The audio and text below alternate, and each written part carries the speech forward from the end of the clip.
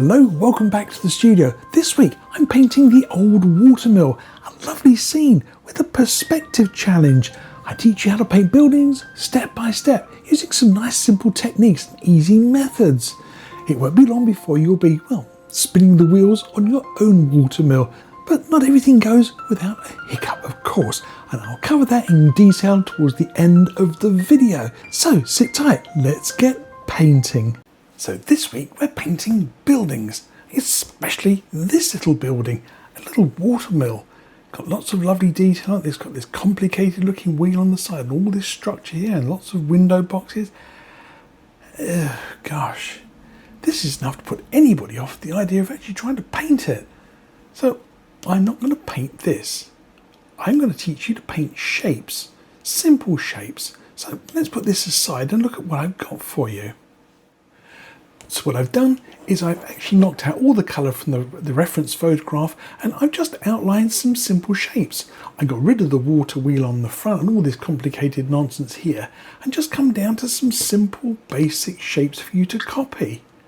This is just a big wide fat arrow. This is just a flat panel that gets a little smaller as it goes away from you, and this is just a flat panel that again tapers away at the side. And here is the overhang. So I've just broken this shape down into 4 simple panels. This is much easier to work on than that complicated reference photograph, and it's the clue to doing a better painting if you're including a building. Try to not look at the building as a building, but just a series of flat panels that you have to try and reproduce. One of the key points to remember is this line here, the corner of the building closest to you. It's the tallest line. It's taller than this one and it's taller than this one. So getting this line nice and tall is the way to go. Then we just have to work on the rest of the shapes. So let's get started with this, and for this particular technique I'm going to be painting on a 14 by 18 grey canvas. I'm actually going to be using a brush and I'm actually going to paint on the outline and show you how I do make my corrections as I go. Right, I'm going to get this clipped in position over here in exactly the same line as I'm actually going to paint it, because I find it easier to work when I've got the actual image right beside what I'm trying to do.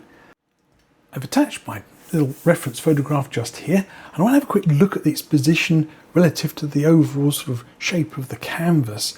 Now obviously this is on the left hand side, and I suppose if you look at that piece as being roughly the middle of the photograph, then I know roughly halfway across my canvas, so I already know the position of that line. And this line here, it's a little bit obviously to the left of it, so I can almost guess where that line is going to be as well. This line here is going to be the horizon line for the cabin, and it's sort of just somewhere down about here. So again, I'm already starting in my mind to sort of plot and plan where this cabin is going to sit. So what are we going to paint with? Well, I've put out some dark sienna and I've put out some black.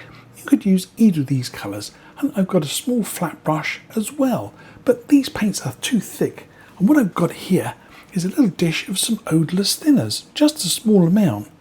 What I want to do is to create a very, very thin runny paint. Now, this isn't very easy to demonstrate with it sort of up in the air like this. It'll run away. It'll probably end up down in my thumb somewhere. But what I want to do is to make a very thin wash. And this technique is called a grisaille, or a grey technique. In other words, you're painting grey on grey. You can actually also use sienna to do this. You can sort of do a lovely sort of reddish tone as well. But today I'm going to be using this black colour, but you use whatever colour you think, but black tends to work quite well. So now we've got a nice runny paintbrush full of very wetted paint. Let's start off by putting in the first line, which is this centre line here, this tall line.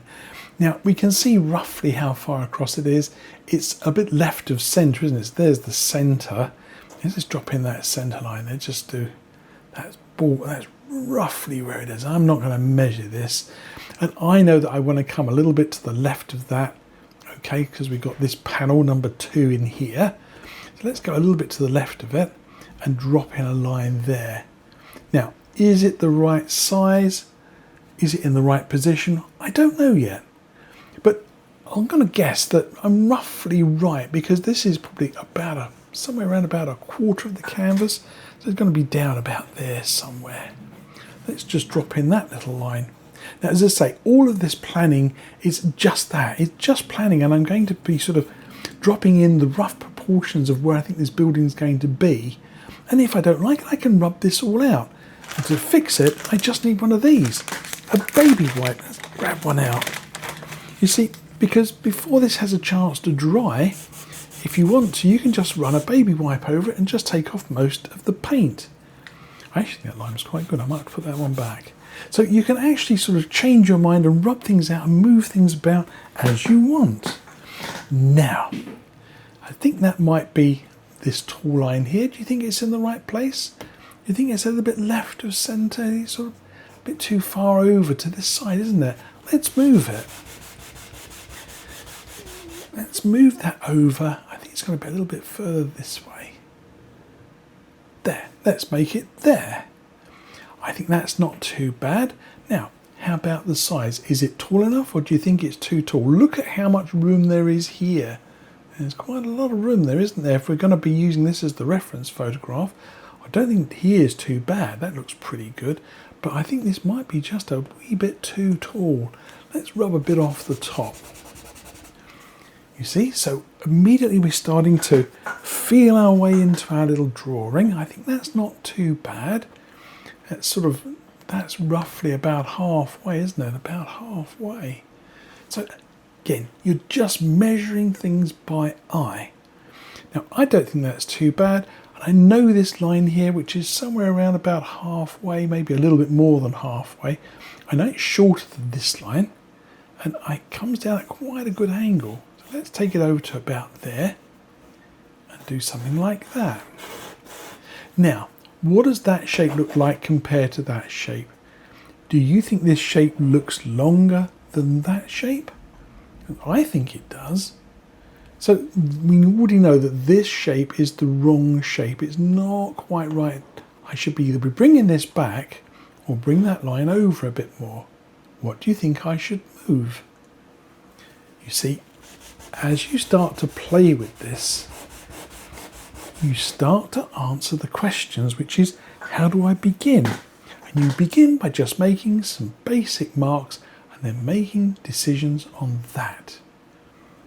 Now then, I think that is still too long. Let's move this shape back.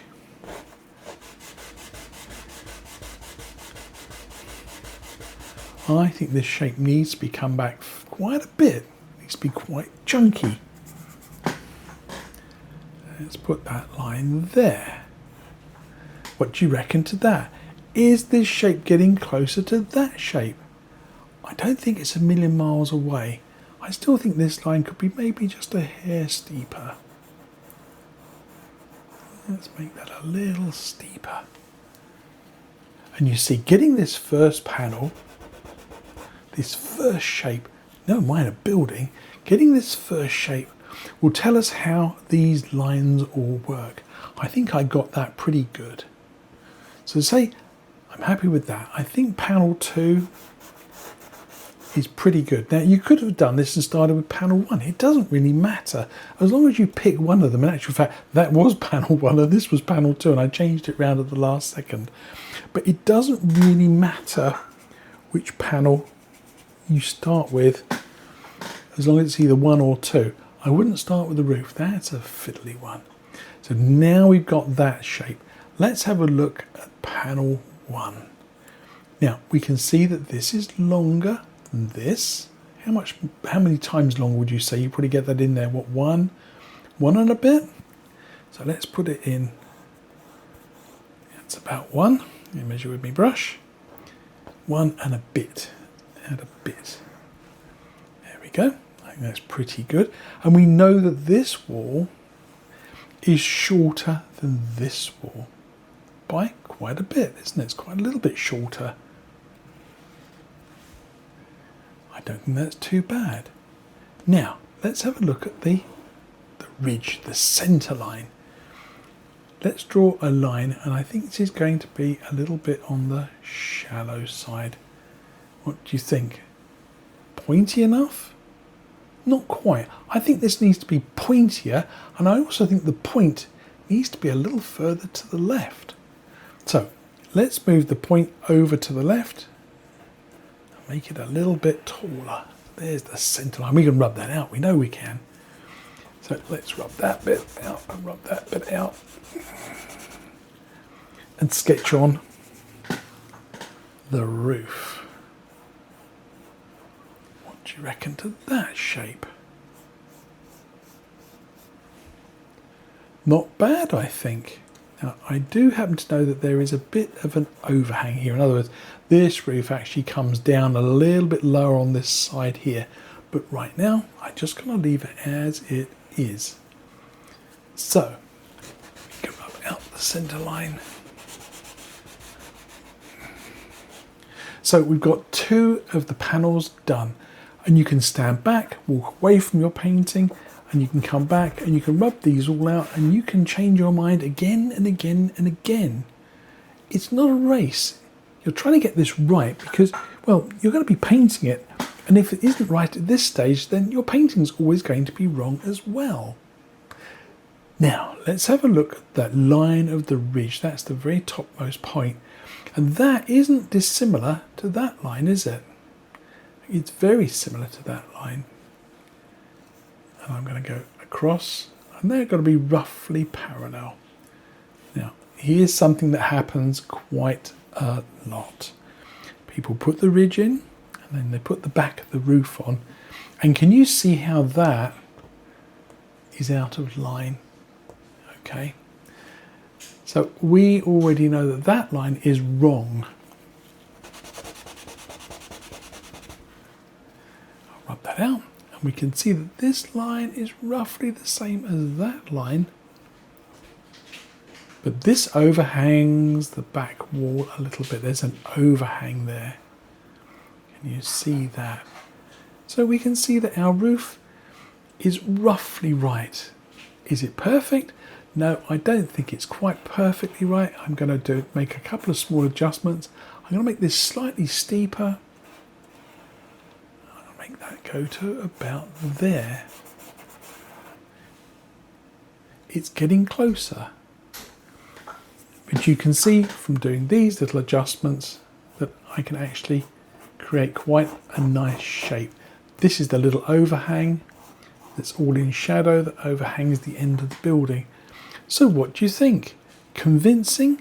Good enough to work with? Well, almost. But I think you can still make some refinements, and you'll see those if you stand back. I can see that that angle there still isn't quite right. I needed to change that little angle. I think that's a little bit better. And again, you keep massaging your drawing, you keep sort of changing things until you get it looking the way you want it to. Keep adjusting things. Keep rubbing things out and keep redoing things until you get your building looking exactly right. It's a process. Now, what's the secret to painting really good buildings? Well, there is only one, and it's practice.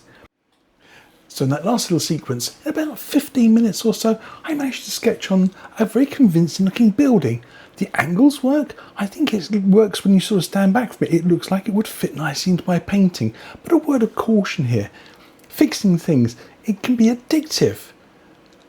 You never can get it exactly perfect. You keep on fixing it until eventually you break it, or you run out of steam, or you run out of enthusiasm.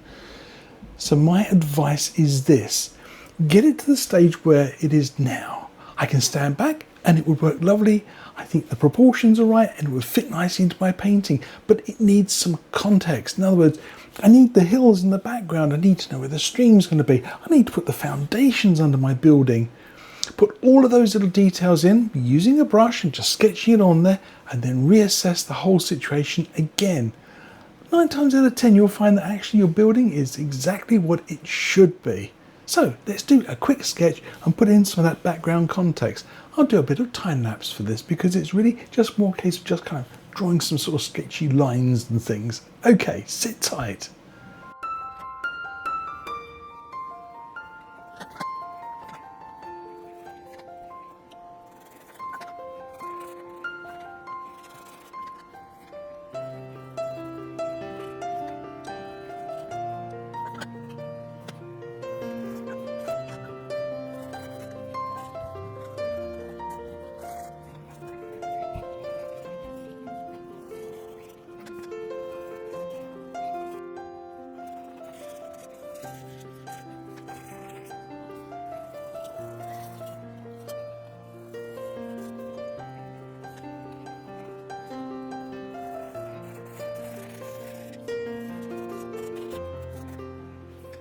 So in that last little sequence, I quickly sketched in where I thought all the various hills would be. I left out that tree there. That was a very distracting tree, and then it sort of almost slapped sort of to the right of the centre there. So I left that one out. And I put in all these things, riverbanks and things, and rough proportions. This photograph's really got a lovely sense of zigzag. You can see how it kind of takes your eye across from different directions. Nothing leaves via a corner though, and that's an important thing to remember. You don't want to paint it to the corners of your picture. You want to try and avoid those corners. They're good pointers and exit places for the eyes to leave.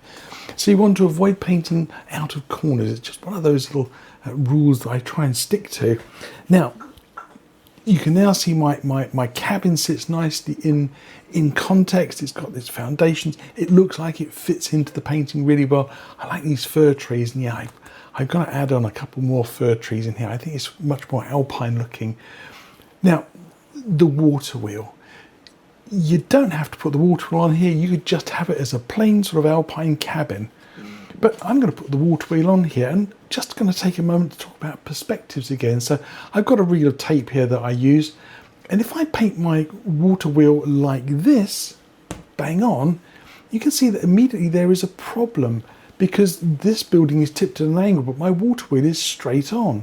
So to make this work, my water wheel has to also be tipped at an angle, which means to see, I can see this inner edge, okay? And also the other thing happens is that this is nice and round, but as soon as I start tipping this at an angle, this distance reduces, this distance stays the same. So when we tip things over at an angle, we have to think about how these proportions change.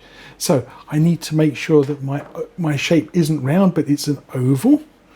We can use the reference picture to get the rough sides, because we're getting good at doing rough sizes. We know that it actually goes out the back here, so we can put a little mark there. So it exceeds the back of the cabin. It's a little bit higher than that line that I did there. And it comes right way round, and it comes down, and it finishes, well, not quite halfway. Okay, so we can see very quickly that we have got a nice oval shape, not a round shape. And we can also see the inner edge, okay, which is going to make it slightly wider, just there. And that's going to come around, it's going to taper down behind those rocks. Now, okay, this is just a nice rustic painting. I don't mind too much if it's not absolutely perfect. Okay, last thing to work out is where the spindle is, it's going to be around about there. It's about midway, if you can imagine where that's going to be. It's going to be about there, and there's some nice rocks to hold the axle. So there's going to be some nice rocks in here. That does us a big favour, doesn't it? That sort of covers up some of the shape. So it's all going to be nice rocks in here. Okay, and then just a few spokes. Very simple. A nice one there, whoop, a nice one there, a little one at the back there, maybe one just over there. So I'm going to keep it really nice and simple. I'm not even going to worry about the water flue, or the flume as it's called, so I'm not going to worry about doing too much with that just yet. I just want to get these basic sorts of shapes on here.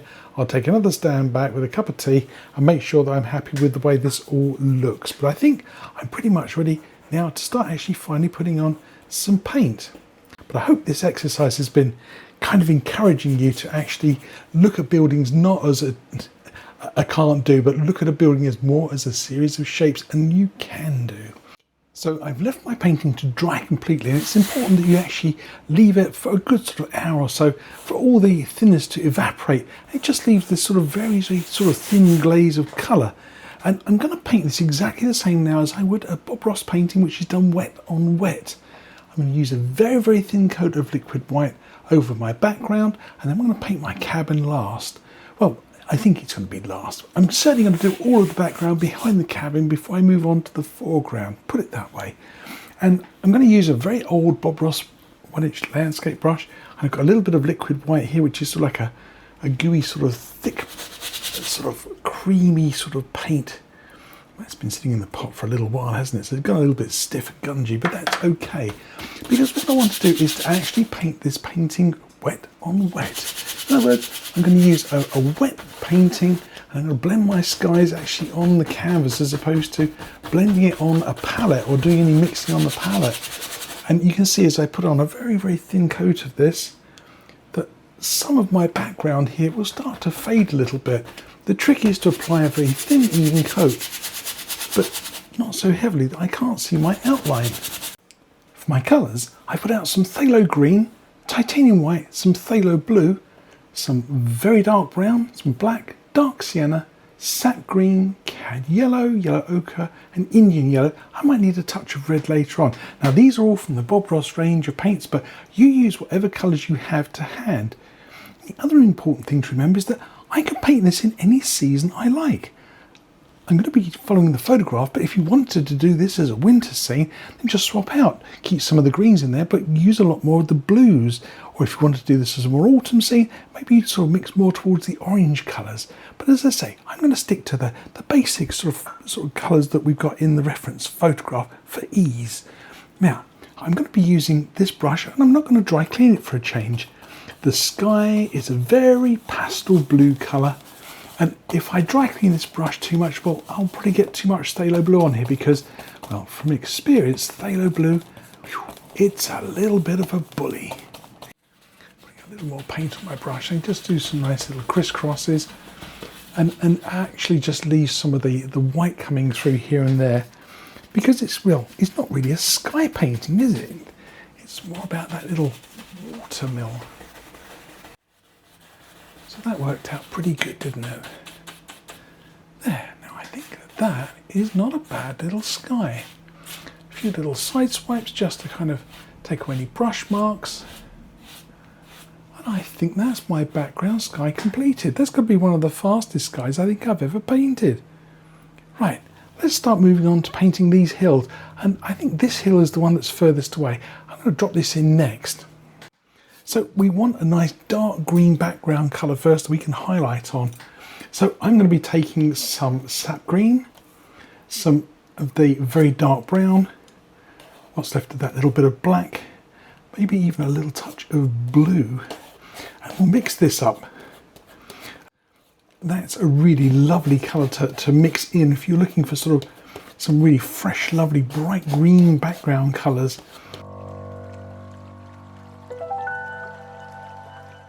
There, and I think that's the sort of colour I'm going to be going for.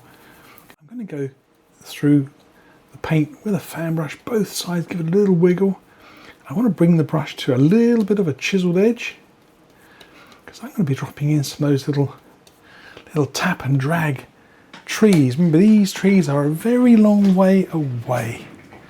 And as I say, we're going to be doing this sort of tap and drag, and we just want to kind of get of some nice trees, and I'll put a couple of 3 on there. Now I'm going to highlight over these trees, and I'll put just a few on, and then I'll do a little kind of stand back and see if I like the look of them.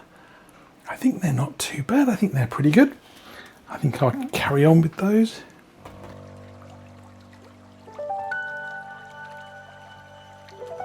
Under the videos that people mention, they say, how comes you can paint so much with so little paint? I end up using loads of paint. Most of it ends up on me, and yet I see your palette and I see how little you don't put out a lot of paint, and yet you manage to paint so much. And I think really the answer to that is no, I heard you. Someone said he's mean. I heard that. No, the reason why is because I try and get every tiny bit of paint to do as much work as possible before I put any more paint on my palette or on my brush. In other words, I try and make the paint work as hard as possible for me before I start loading more and more paint onto my painting. So I find that what happens is the painting just tends to get overloaded with colour, and then it's hard to make other things work. So the effects we're looking for, really, we struggle to get them to work for us. So I'm going to do just a few little flicks of the brush here to get a little bit of a softer edge. But we'll do this sometimes with a 1-inch brush, but you can use this crunchy old fan brush. There's not much paint left on it. Okay, I got myself a fresh fan brush. I'll keep the other brush for doing more dark green trees. And I want to go into some highlighting colours like cad yellow, yellow oak, and you can see these are much more sort of oily and runny. Whereas this colour is sort of quite dull. You see it's quite flat, where these ones are really quite lovely and shiny. And I want to tint this with a little bit of sap green. I'm going to go into various colours and various mixtures of this. And again, you can get some clues from your reference photograph. There's some really quite bright, lovely trees back there. But of course, not everything is bright green. So I'm going to pick out just a few of them, and I'm going to just drop in just a suggestion of a highlight or two on here. Bear in mind the light coming in this way, so if I've got a nice dark tree like that, I'm going to think about painting maybe just a little bit to the left of it and leaving a dark piece behind it. So you see, you can kind of steer the painting around a little bit.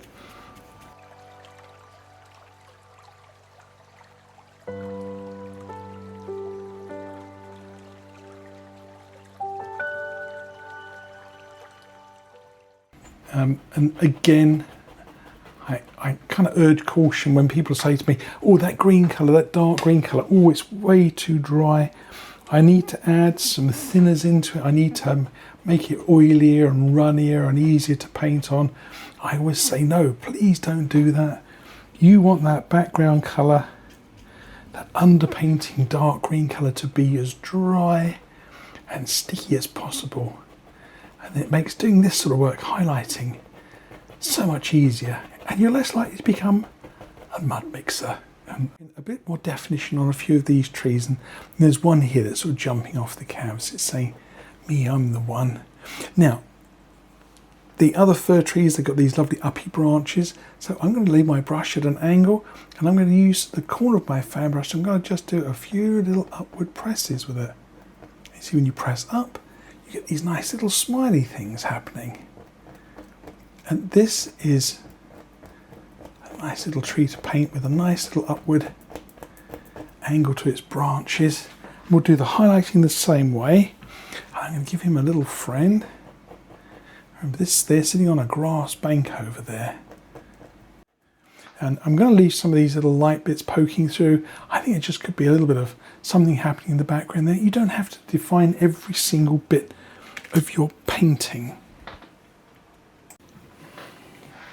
Now, back to my highlighting fan brush. Maybe I'll put a little bit of Indian yellow on here again. Back to these lovely soft colours. I may even want a little bit more cadmium yellow, we'll see. And this time, you see, I'm pushing the paint up ahead of the bristles. I'm picking up a little roll of paint right on the very edge of the brush. Because this dark sticky colour here, it'll grab this colour from my brush. I just need a little roll of it there. So what I'm going to do is I'm just going to touch the canvas and let some of it stick. And there we have it. And it sticks very easily. You don't need to really push at all hard to make it stick. Add some highlights to some of these trees. I'll do that with a little bit of time lapse.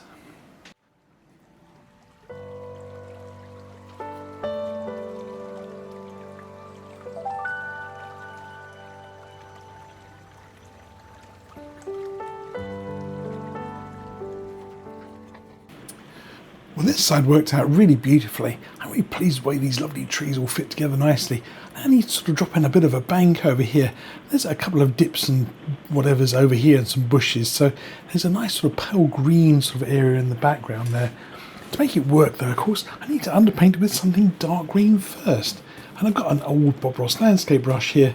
And once again, I'm going to just load one side of the brush. I just want to get the Bob Ross logo showing. That's how I like to load them. And I give that a little dab, go into that really dry, firm, dark green paint. I'm just going to put in a little bit of underpainting in here just to get a little bit of a sticky texture going. Again, I'm going to come right up to the side of my building. Let's dab that in. This is going to sort of come along just in under the edges of those bushes. It's painting a little bit. I'm sort of following the original painting, the flavour of it, but I'm not being sort of too much of a slave to it. And for that, I'm going to go back to the brush I used for doing the sky. Still fairly clean. I'll give it a dry clean and I'll put some colour onto it. question that often comes up is, why don't I wash my brushes? Well, the reason why is because as soon as you put this brush into some thinners, well, that's it for the rest of the day. Unless I can really dry it really well, there's always a chance that that sort of thinners is going to come out and bleed all over my painting. And that just caused me lots of problems. So I'd always try and dry clean my brushes first. Now, that one's dry cleaned enough to actually go straight into some colour. Again, I look for the Bob Ross logo. And I pull my brush down in one direction so I get colour on just one side. I don't tend to load both sides because, well, it just forces the brush into a great big knot. And once I pull down, I slide the brush up and I drive the paint ahead of the bristles and I create a little bit of a line in the paint. And that same little line is right on the edge of my brush. Okay, right on the edge of my brush. Now, think about the lay of the land. It's not all that smooth. I'm going to just come in and just touch and create a nice little bank. And I always start at the top and work down. If you start at the bottom and try and work up, what happens is you end up sort of smudging the area that you just painted. So always work from the top downwards. Now, as I come round in here, there's a lot of shadow in here, so I'm going to just let my paint run out a little bit more. I can come back and play with the shadows a little bit and put some little bushes into there. A good shadow colour, yellow ochre. That's quite a nice dull green colour. Okay. Again, just putting a little bit of this on here. And I want to make sure that we have a really sharp shadow line there that it comes around that corner and starts to become that lovely bright colour. Again, just work this in. And if you start picking up green, well, don't contaminate your highlights. Just flick it off on a piece of paper towel. Just a couple of more touches of colour. Yeah, a little bit of that orangey colour there. Save a lot of those lovely holes there. And with that, I think we got pretty much that whole bank section done there in one go. That wasn't bad, was it? Okay, I'm going to stand back and have a look at this background hill next. So I've had a good stand back and a good look at my painting. I'm really pleased with the way this whole thing is shaping up. It's showing off this lovely little watermill beautifully. And I think I want to do something sort of similar to this side, but in the background here. Looks like there's some really big trees back here. So again, it's sort of a bit of a repeat process. So I'm not going to make you sort of sit there and watch me paint that entire section again in some great detail. So again, I'm just going to do a little bit of time lapse through here and maybe drop in these bigger pine trees at the back.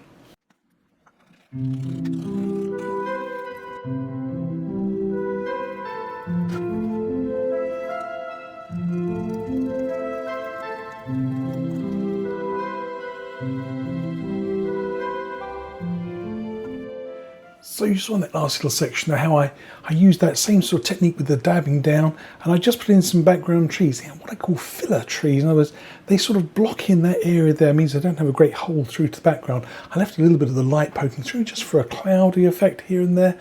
And then I put one or two trees on here, but bigger and darker. You see, these ones look further away, and now these ones look much closer because they're that much bolder and bigger and darker. And I'm not going to over highlight these. You see, they create a really lovely sort of contrast between the cabin and the background. It gives us a nice sort of break and brings everything a little bit closer. But I do want to add a little more detail to these trees.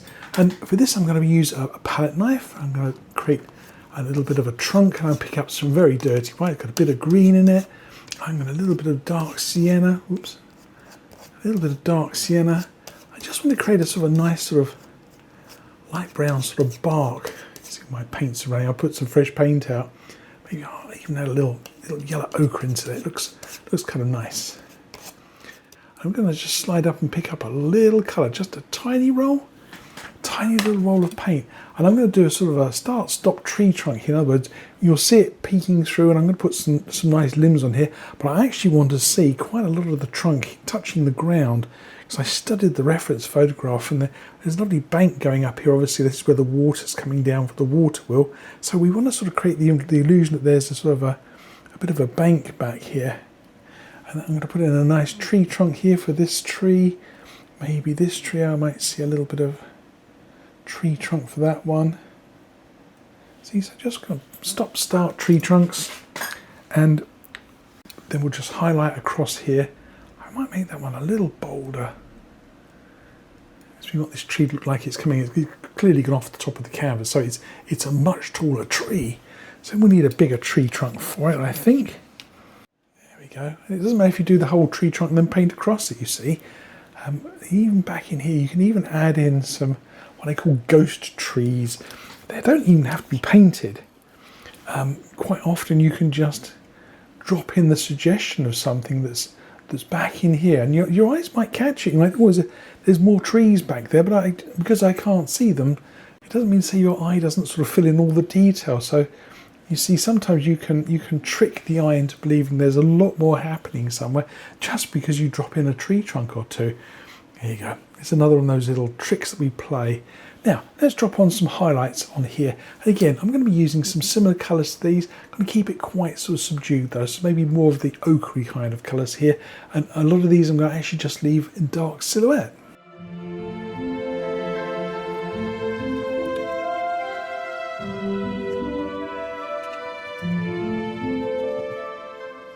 So now you see the little mill sort of sitting back into the painting really nicely. That little backdrop there, all these lovely pine trees, a little bit darker than the other side. It really gives that lovely sort of sense of contrast between far away and close to. And I'm going to paint the Watermill next. I'm very excited to paint this because, well, we've already got it sketched on there. We got the proportions right. Everything is set up how we want it to be. Do I use a palette knife? Do I use a brush? A combination of the two? Well, I would suggest you paint with whatever you feel comfortable with. It'll be a combination of palette knife and brushes for me. And I like to certainly sort of start off with the walls and then move on to the roof. That's the way I usually paint things. Walls first and then the roof. That way I can actually sort of figure out what goes in here, and then I could bring the overhang down over the top. But again, you paint in the order which you feel most comfortable. Try painting in the side. It's really got a kind of a nice sort of well-weathered look to it. I'll bring the reference photograph up in the corner there, and there's lots of really old boards and planks on there, and all kind of weathered and grey. So I'm going to take a little bit of the black colour there. I'm going to make a nice sort of grey colour. And it's the other reason why I picked a grey canvas is because sort of some of the greyness that's in those boards is already on my painting. I don't need to be too slavish about doing an underpainting with this. Like Bob would fill all this in with dark and he'd try laying planks on over the top. I've got sort of halfway there with my painting already. So I'm going to use various shades of black and browns here. I'm going to take a little roll of paint.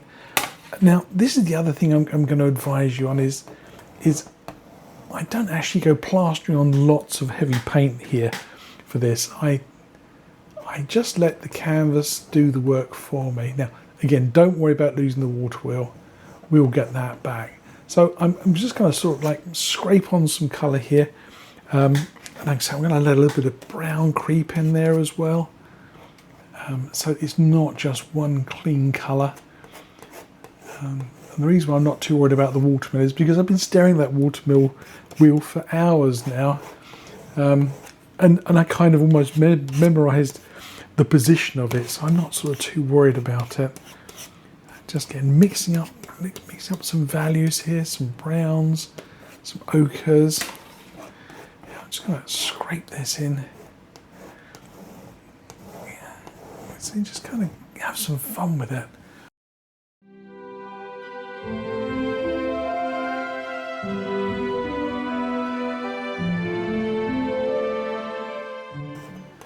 The only thing I am looking for is lights and darks to make sure I kind of stay in that sort of. I'm not sort of going against that that part of my building. I'm sort of staying where it's in shadow, it's going to be in shadow. Where it's in highlight, it's in highlight. Now, I'm I'm going to drop in that little deep shadow there as well, and that's a very dark brown, and possibly even a little touch of black under there as well.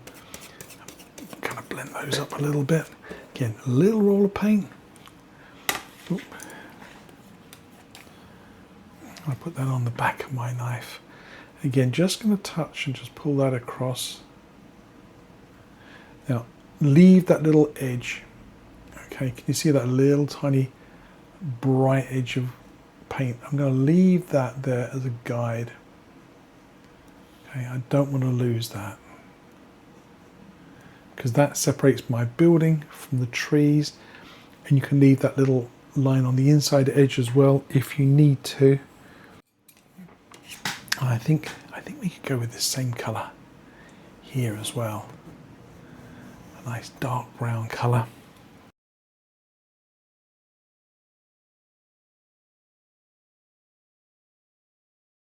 Okay, so our little building is really so much nice to paint when you've got an outline that you know works, rather than trying to do it freehand and having all those little doubts and worries that it's not going to quite fit together properly.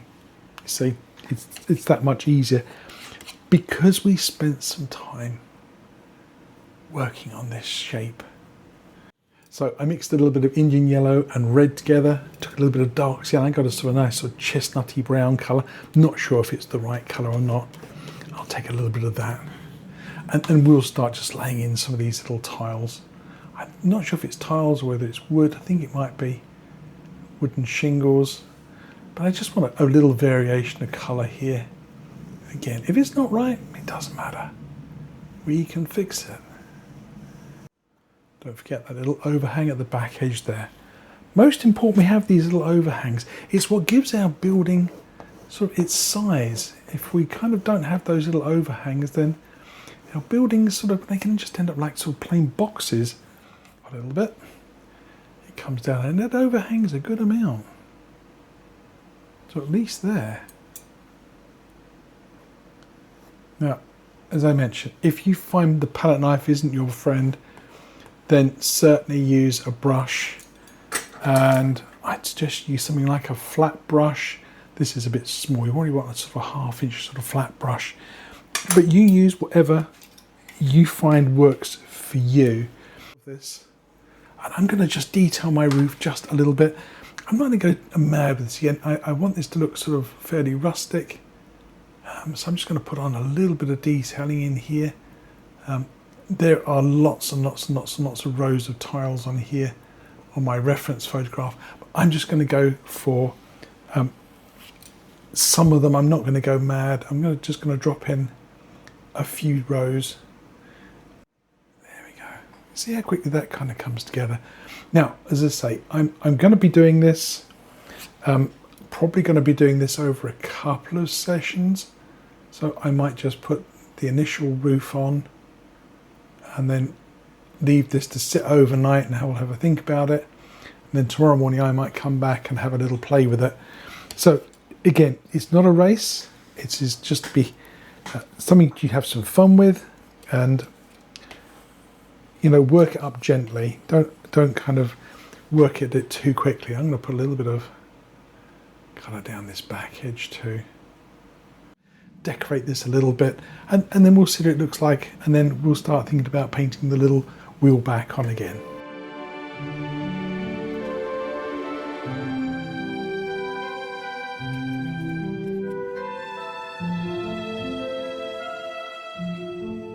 In the side of my cabin there is a little window, and all we have to remember is that the angles that we formed this wall at also applies to the window, because that's a sort of a square shape in this sort of pattern. So I'm going to use the edge of my palette knife and I'm going to follow the line of my roof. I'm going to just take my knife and I'm going to just scrape down to the grey canvas underneath to get a little pane of glass.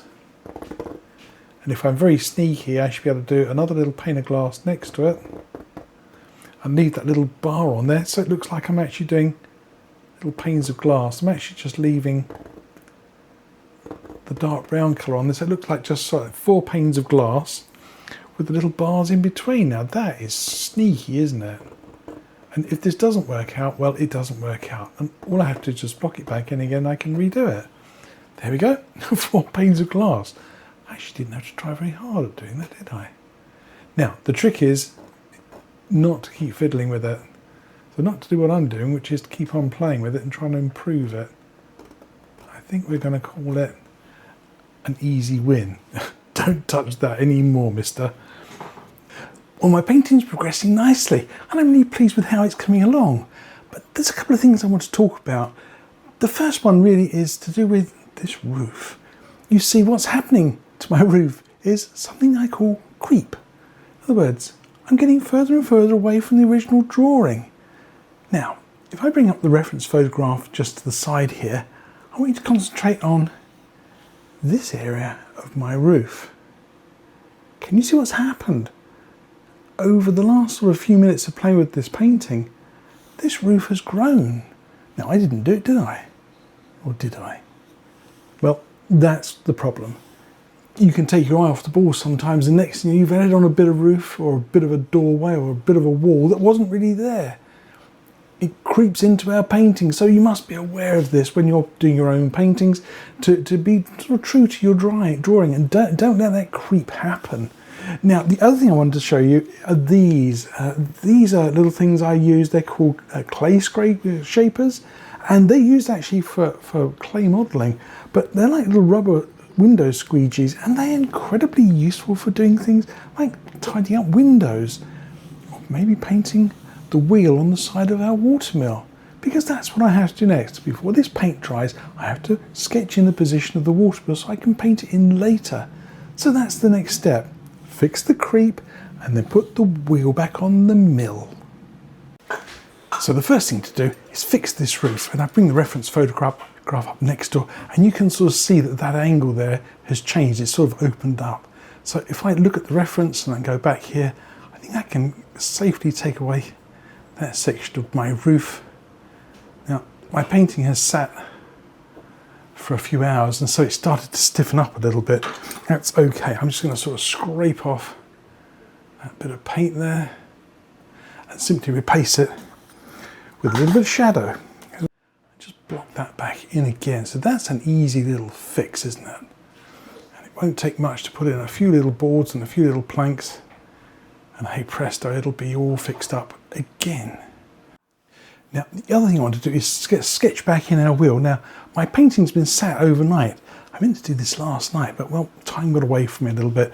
And I think my painting maybe is a little bit too sort of, sticky for using a clay shaper. They're great with fresh paint. But let's just scrape something back in here again so we get the rough position. Now, we remember looking at our reference picture and from our original drawing that the wheel actually went out the back of the building. So it went through here. I could scrape that with my palette knife down to the canvas, and we know that it was above this line here as well, and it came over quite a good distance. So again, just scrape that off, and I'm going to just sort of scrape this around and kind of get a nice sort of shape to it. And we know it was about just over halfway across, so there we go, just about halfway across. So we kind of got the shape of a wheel there now. And say yes, this would have been so much better had I done this last night, but oh well. There we go. So I'm sort of looking for a shape that's not too round. That looks a little bit round to me. Let's make this a little more oval. So I think I need to go a little taller here. So there's a bunch of little rocks there. And I'm going to put the spindle in about there. Now, I hope you can see that okay. As I say, if I had had time, I should have done this yesterday. I can just scrape this paint out and get the shape of my water wheel back in. Well, after a little bit more scraping and scratching at my painting, I finally managed to remove enough paint without actually sort of going right through the whole of the canvas. Well, it's actually not canvas, that's the challenge. This is a paper. And so it means that this is a little more delicate, but I managed to get the spokes on there, and I managed to sort of get the axle sorted out. So note to self, don't leave your painting too long before you scrape out these sorts of features. Now, I can paint this water wheel in, and I can put the foundations under my building with some confidence. To paint my water wheel, I'm going to use this. It's called a marl stick. This is a homemade one. It's just a couple of strips of wood and an old hook off the back of the door. And literally, it just literally sits on top of the canvas. It's just a hook, and it gives me some way to steady my hand. I'm actually going to be painting my water wheel with a liner brush. The canvas is very dry now, and it means I can just paint it straight on with some thinned out paint. But if you didn't want to use that sort of brush, well, you could use an angled flat brush, you could use a couple of small round brushes, or even use a palette knife, whichever you want. But as I say, I'm going to use a line brush with some thinned out colour. That's it. I'm just going to go for that sort of colour. A couple of drops of linseed oil in it to make it nice and runny. And I've got my marl stick in position. As I say, just hook that onto the top of the canvas, and it gives me somewhere to steady my hand. And as I say, so I go with a little bit of colour. Yeah, it doesn't look quite right, does it? Let's darken that down a little bit. Yeah, still not kind of, I think it's still a bit on the bright side. I think I need to play with my colours a little bit more to paint the whole of the wheel. I still think that looks a little on the bright side, but well, I can always go back over it again. And this is quite a chunky water wheel. It's not a real skinny one. This is a nice all wood wheel, so we can go a little bit bigger with the wheel. There we go. And that's looking quite nice now, isn't it? There we go. And I'll bring that up and over the top. Remember, this is supposed to be an oval sort of shape. Looking pretty good. Right, let's do a little bit more work. I need to put a little shadow on the back of that and then drop on the spokes. And of course, I'll do this with a little bit of time lapse.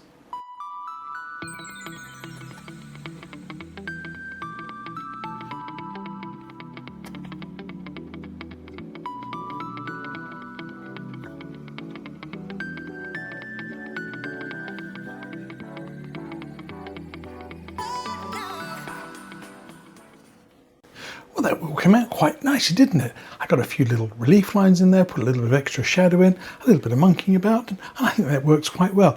And I think it actually sits proportionally on my building. It's got just enough tip to it, and there's enough difference in terms of these dimensions. It's a little bit narrow this way, and it's a little bit tall that way. So I think that works quite well. And it's sort of just round pebbles and things and big bits of rock. So I'm just going to go with a nice sort of darkish grey colour. And again, I think in the original painting there was lots of different sorts of colours in here. There's all sorts of greys and greens and all sorts. And I'm just literally going to block on what I think would work well.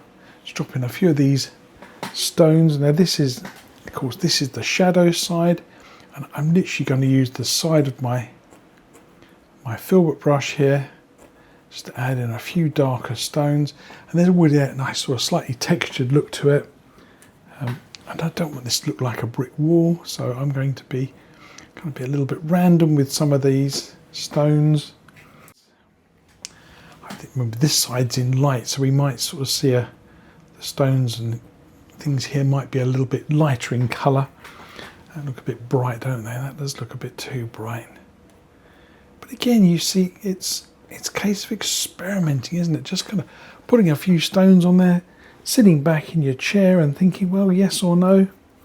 Come back in, make a few little changes to things, darken things up a tiny bit, add a bit of light to them. Well, just play around until you get something that you're happy with. And that's really all painting is, isn't it? Just painting things until you're happy with them, and keep making sort of little changes as you go. And as I say, this painting has been a real pleasure to do because it's been, well, lots and lots of little subtle changes to the drawing. Now then, don't get myself into too big a pickle here. I'm going to stick with a lighter grey colour, and I'm probably going to end up putting some foliage over some of this anyway. So for the water, well, I'm not going to make a big fuss about this. I mean, see, this is the focal point, but there is a little bit of water. It's sort of greyish green colour there, isn't it? Again, nothing particularly of anything. So I'm going to take a little bit of sienna, a little bit of this grey, green colour on here, a little bit of cadmium yellow, a bit of a hodgepodge of colours here. I think it would work quite well. Nothing in particular. Now this is dry. I haven't put any liquid white on here, and I'm not going to worry too much. There's just this little section through here. And so I'm looking for a sort of a grey, greenish sort of watery effect here. There's a little bit of a rapid there, a few little lumps and bumps. I think I'm actually not far off with that colour. As I say, it's not really a big sort of deal, but and I'm going to just paint this in with a filbert brush here and just drag the brush around and let a little bit of the paint break up over the edge of the bank, and then we're going to put in a nice sort of shadow line in here. So the water over on this side I think could be a little darker, so I may take a little bit more dark green over to this side, but leave some of that sort of canvas grinning through. We don't need to cover everything in. And again, that's the advantage of using something like a dark grey canvas, or like a grey canvas, is the fact that we can let some of it do the work for us. Yeah, that looks better. Right, dark riverbank under here, some sap green and black.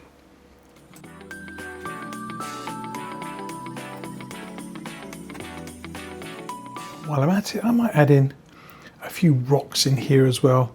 I mean, say I'm just ad-libbing a little bit here now. It wasn't in the original painting. This actually all looks a bit too dark. I think this needs to be a bit brighter. So I'm just going to put in some of these nice shadows. And say I come back in here and I might just pop a little bit more brightness into here. I've got just a little bit of grubby white paint here. Definitely nothing too bright and clean. And I'm going to just put on just the suggestion of a little bit of a movement on the water in here. And as I say, I'm just going to dab this on and try and imagine it sort of bumping over some little rocks. I think anywhere you've got these little dark shadows, that could be a rock. As I say, I'm just going to let that do its own thing. I'm not going to fiddle with it because I don't think it's going to take anything away from my painting or add anything extra to it. There we go. There we are, some nice watery effects. Just this section here to finish in, which is some grass, and I think another one of those rocks. I'll do it very similarly to the way I did these. I'll underpaint it with some nice dark greens and then a few little highlights on top. Then it's just finishing touches.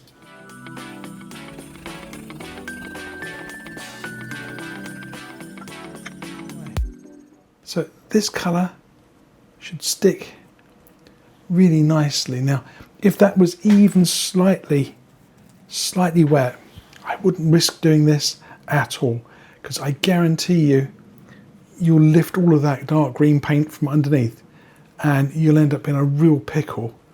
And I mean it, a real messy pickle. But if the paint has started to dry just a tiny bit, then you can just gently come back in here and re-sparkle an edge. But as I say, I've painted a few rocks in here, give myself a bit of a task, haven't I? Oh well, there we go. You get carried away sometimes, don't we? But that's all right.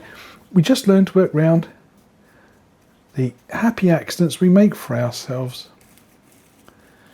Okay, I just want to try and soften these little rocks a little bit more. I just want to put a little bit of foliage coming sort of over the top of the grass here, over the top of these rocks and that riverbank, because it looks a little bit sort of static in my mind. And this is where you can come in on a corner and you can just touch and kind of work over, just tip your brush slightly as you go over the edge, and you can get that nice sort of slightly soft edge. There's a few of those little rocks I painted there.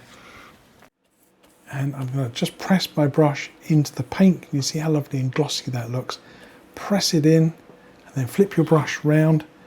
So we have the round side to the top. And then I'm going to think about painting in the top edge here. I'm going to try and keep my hand out of the way. But think about painting those lovely broken edge bushes. And it's just a case of going on and pressing and then coming off. You leave these lovely little patterns. I think I'll give this one a little bit more sparkle. I brightened up my colour just a touch. There we go. Notice how I use that riverbank on the far side. There's a bit of a contrast. There we go. few little bright ones here in the foreground. Save a little shadow. There we go. And with that, I think we pretty much got a finished painting. Oh, might put a little bit of detail in here with a fan brush, but you'll see that in the finished work. I can just use a liner brush, just to add in a few nice grasses here, particularly against this lovely dark riverbank. I'd say just pale green, and there we go. Just add these final finishing touches in to our finished painting. Instantly, these orangey brown colours here, I got a little bit of dark sienna, a little touch of red. I just made some nice sort of rusty colours here, just to indicate some of maybe some plants that are sort of just past their first kind of flush of youth, and they're just starting to sort of just turn. So this could just be the sort of just the very early autumn. And I'll just put a few of these little reeds and grasses in. Careful you don't make these look too sort of symmetrical, like one on each little lump here. They can look a bit odd sometimes, so come back in and make a few little changes. There we go. Right, with that, I think a finished painting.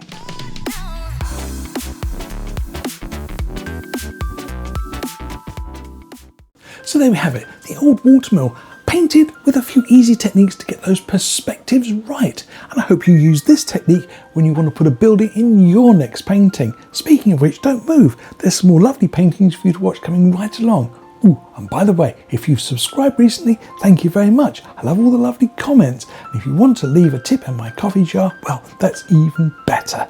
Now, back to the paintings. Happy painting, people.